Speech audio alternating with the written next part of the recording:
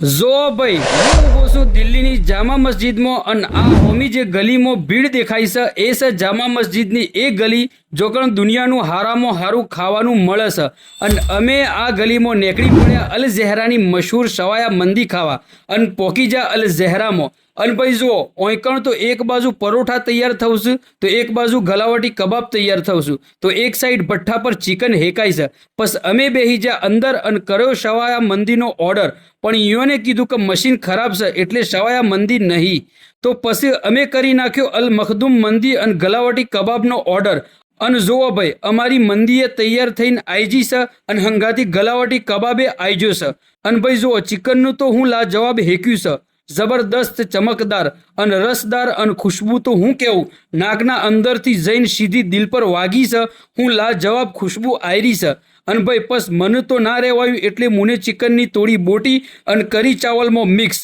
અને ઉપરથી નાખી લાલ ટમાટોની ચટણી અને મૂક્યો ડુંગળીનો ટુકડો અને બનાવ્યો ખૂબસૂરત નિવાલો એટલે કે લુકમો અને મૂકી દીધો મૂઢામાં અને અંદરથી એક જ અવાજ આવી આજ સલા જવાબ સ્વાદ મસ્ત ટેસ્ટી અને દિલને ગમી જાય એવું અને ભાઈ મને બોલવા માટે શબ્દો એ ઓછા પડી જતા અને પછી ભાઈ અમે તો કરી નાખ્યું સપાસટ અને આ નદીમભાઈ તો જોવો આટકોને છોડતા નહીં એટલું ટેસ્ટી છે કે આટકામાંથી એ ખોતરીને બોટ્યો કાઢીને ખવશે અને આ છે ગલાવટી કબાબ એટલા ટેસ્ટી અને લઝીઝ છે અને ભાઈ ઓની એક ખાસ વાત એ છે કે એટલો નરમ હોય છે કે ઓમાં દોતોની જરૂર ના પડે મૂઢામાં મુક્ત ઓગળી જાય છે અને નદીમભાઈને તોડ્યો બટકું પરાઠો અને હંગાતે લીધો કબાબ અને મરાઈ ડૂબકી લીલી ચટણીમાં અને મૂક્યો ડુંગળીનો ટુકડો અને જેવો નદીમભાઈને મૂઢામાં મૂક્યો તો યુવાના મૂઢામાંથી બે શબ્દો નીકળ્યા લાજવાબ ટેસ્ટી અને પસ અમે પીધો મોજીતો અને ઓયથી અમે નીકળી પડ્યા आखिरी वक्त